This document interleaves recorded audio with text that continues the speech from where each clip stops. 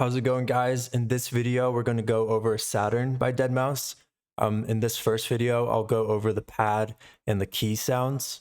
And then in another video, I will go over the bass and the chords and those big bass stabs that you hear. So I will play what I have at the moment, and then we can go through the pad sounds.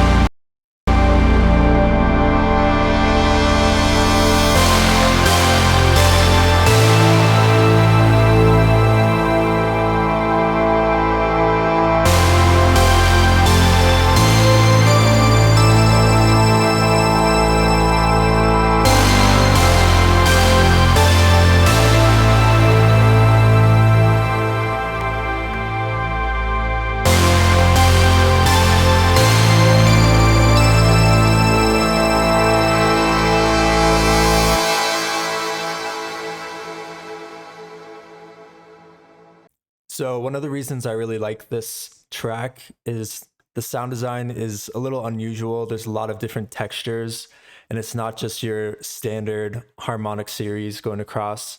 There's a lot of different combinations of sine waves and inharmonic things going on there. So in this video, like I said, we'll go over the pad sound and the keys. So first of all, for the pad, these are the Midi notes, and it's just playing this throughout the track. I have two layers for the pad. There's the main pad sound, and then I felt like I needed to add like an extra kind of shimmery top end.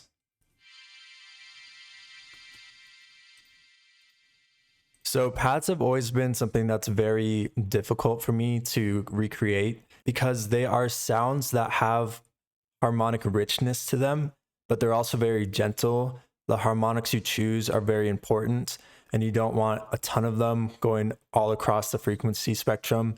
You want them to be popping out in certain areas. You want there to be some texture in there. So I found that the best way is to try and find a wavetable that has a weird combination of sine waves. So this one, again, I think is from this Galbanum waveforms folder. I don't know where I got this. Apparently you can't get it anymore. I'm not sure if this was with Serum when I bought it or not. But what I did is I found a wavetable with this weird combination of sines. If you look at the wavetable editor, this is what it looks like. It's just these sine wave harmonics, and it combines to create this shape here. So I found the right kind of texture that I wanted with the sine waves, and this is what it sounds like with just that wavetable.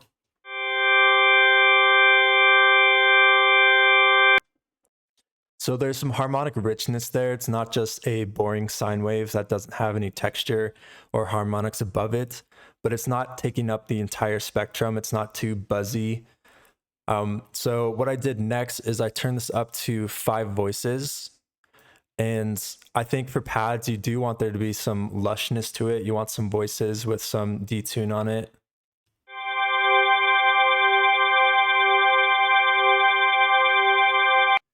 And what I like about this is I think when you detune sine waves, it gives it this weird wobbly feature because the phasing is just very prevalent. It's very easy to hear.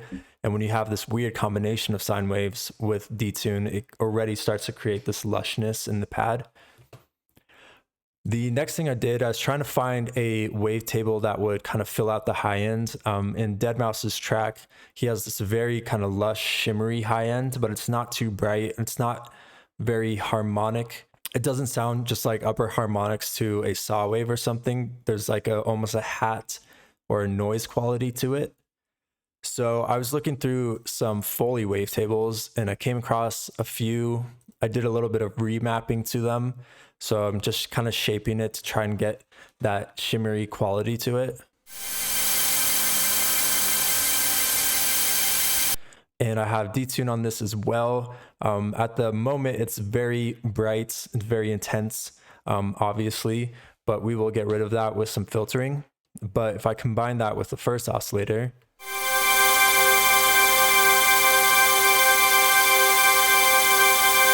so we're getting this kind of shimmery, harmonically rich, but also kind of thin. There's just some room to work with this now. We can reverb it out. We can add some filtering. So it gives us the frequencies that we need to create a pad and shape it, but it's not too intense. It's not too buzzy. It doesn't sound too digital, I don't think.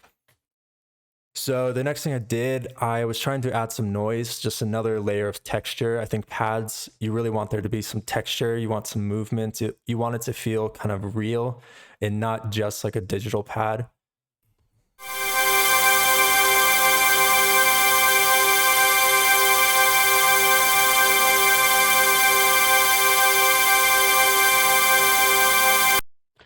So the next thing I did, I'm trying to start cutting out some of those high frequencies. So I threw a filter on. I have the oscillators and the noise getting sent into this filter.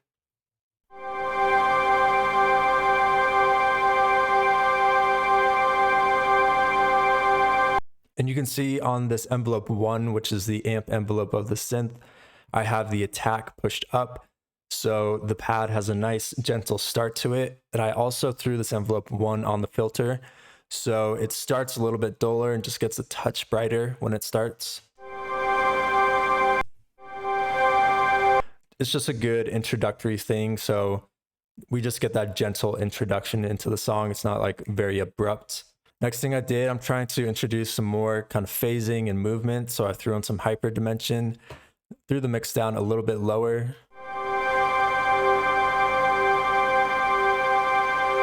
It's very subtle, but it is kind of giving some more lushness to the sound. Then I have a compressor. I'm not doing too much heavy compression. The attack is a little bit more open. The release is a little bit more open.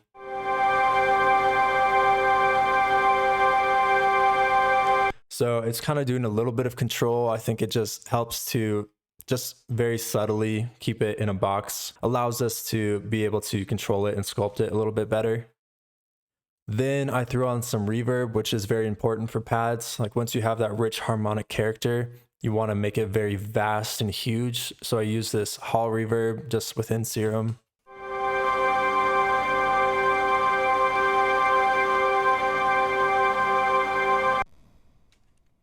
Then I want to get some of the lows out, that low rumble that we got from the Foley wavetable and this noise.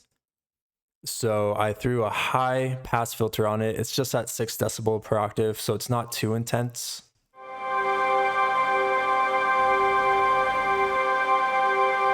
Because we still want to feel that low end a little bit. We want to feel that weight there, but I just don't want it to be too intense. The next thing I did is now that we have our sound, I just want to sculpt it a little bit further. So took out some more of the lows. I'm trying to emphasize that kind of shimmery area in this presence region around 2 to 3K. Just taking out some of the very highs. So it's a little bit darker, kind of gives it more of a ethereal, dark chamber feel to it.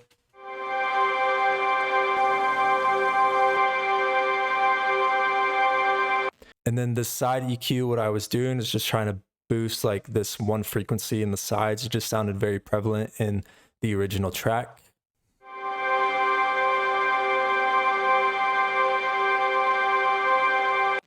Kind of helps it stick out throughout the rest of the song. So that is pretty much it for that pad sound. I added another little top part to the pad, just a little bit more brightness.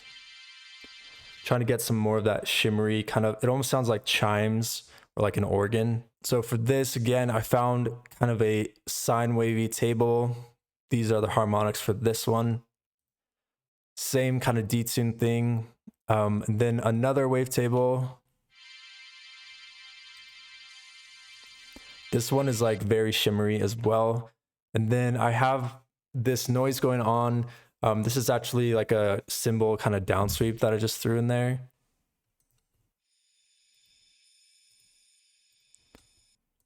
Very faint, but kind of gives us that shimmer. Same thing with the hyperdimension compressor. Threw some plate reverb on this. I think plate's better if you're trying to get a little bit of a shimmery high end. So threw plate reverb on there and then some delay to kind of make it bounce around your ears. And then this one is very heavily high passed because I just want that top end there. So I attempted to do some stuff with isotope trash to try and distort the high end, but it was too much for this sound. This EQ is doing a similar thing. I'm trying to just boost that shimmery area. And same thing with this EQ, but we don't really need it. It was just left over from the previous patch. So together they sound like this.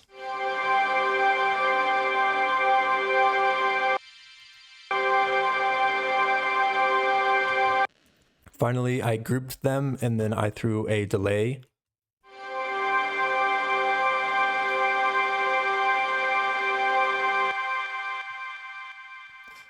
So now we have this strong pad. It's very harmonically rich. There's that shimmery top end. It's moving around a little bit.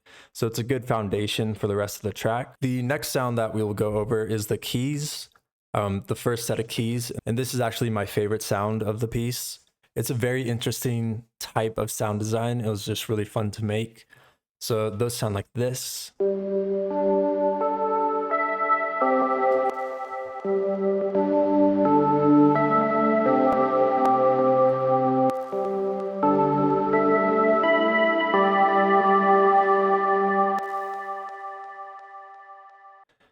So the MIDI for this looks like this. I will scroll through it if you'd like to know the notes.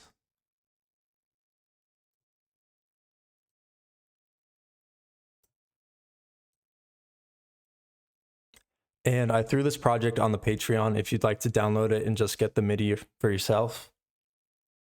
So this sound was bred from the pad sound actually. So you can see there's a similar type of balance of the sine waves. So using that first patch, again, 5 voices. So that sounds like this.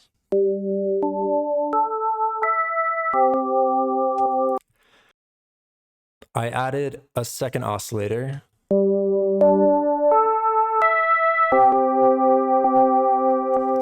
And I'm doing some FM just slightly. It's just kind of giving us some extra harmonics above.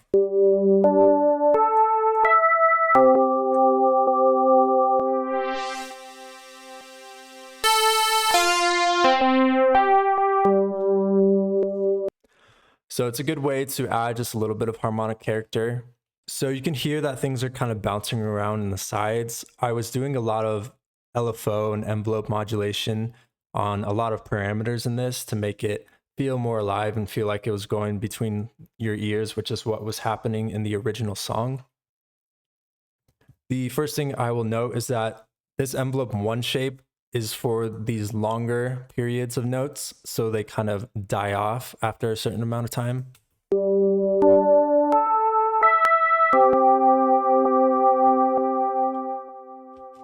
So you can see how they kind of die off, which gives us more room in the mix. It's not just a constant note that's flowing the entire time. I also have this envelope 2 on the level, and this was so I can get a more key sound, get those attacks going. It feels more like a pluck.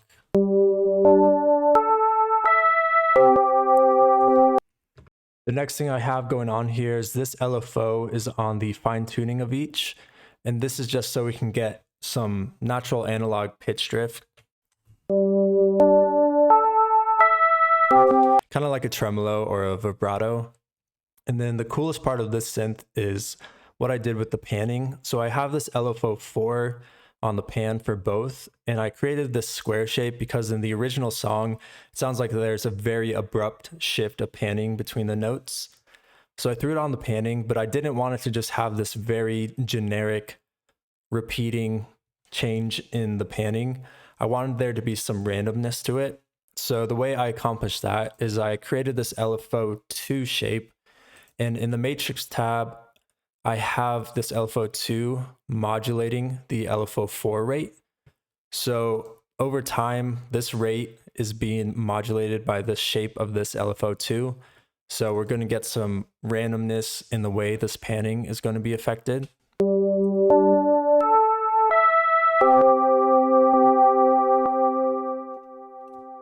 You can see how it's moving through this cycle, but it kind of jumps a little bit. So it's just a little bit of randomness there. The next thing I did, again, threw on some noise. Gives us some texture and some atmosphere. Then I'm throwing everything into this filter again.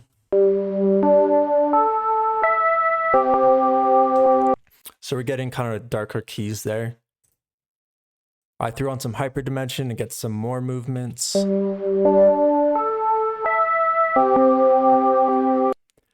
And then another big reverb to give us that space. And it's kind of like a plucky pad in a sense, but it's these key sounds.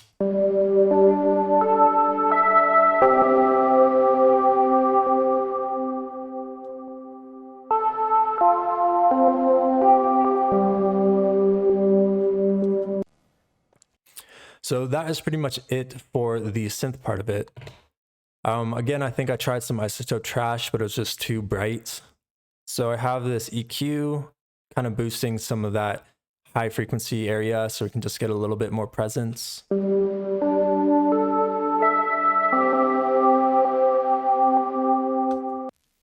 And then finally, I just threw a delay on there, so we're getting some repeating hits of each of those keys.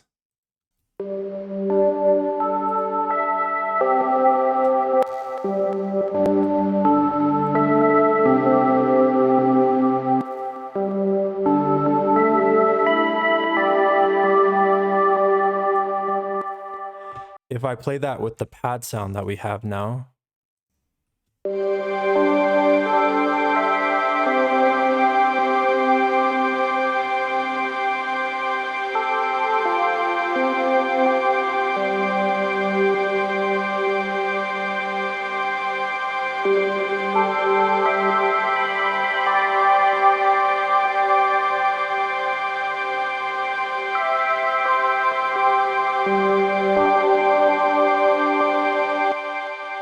So together we have this foundation now with this very atmospheric world that's created.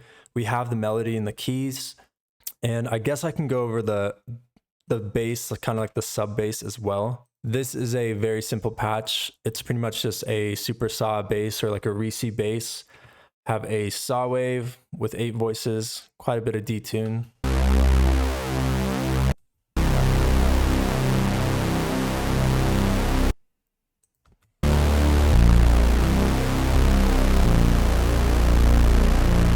So at the beginning, we have just this upper octave of bass notes.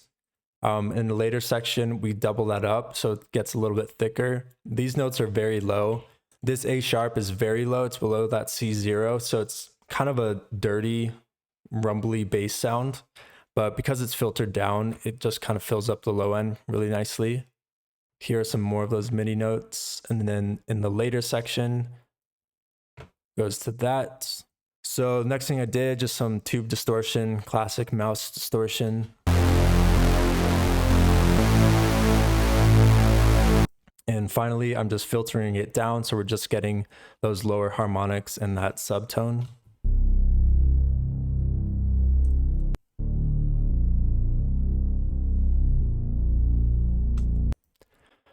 So yeah, that is pretty much it for like the foundational pieces. If I play all of those together, it sounds like this.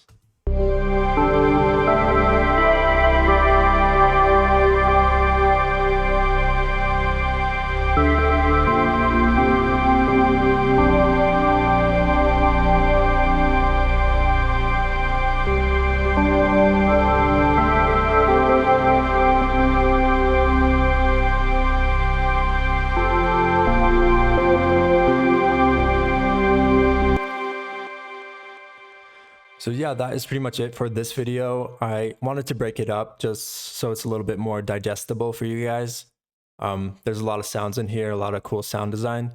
So I hope you liked it. I hope you got something out of it. The next video will be coming out real soon. And again, if you'd like to just get the project file, it's on the Patreon. But thank you guys so much for watching, and I will see you in the next video.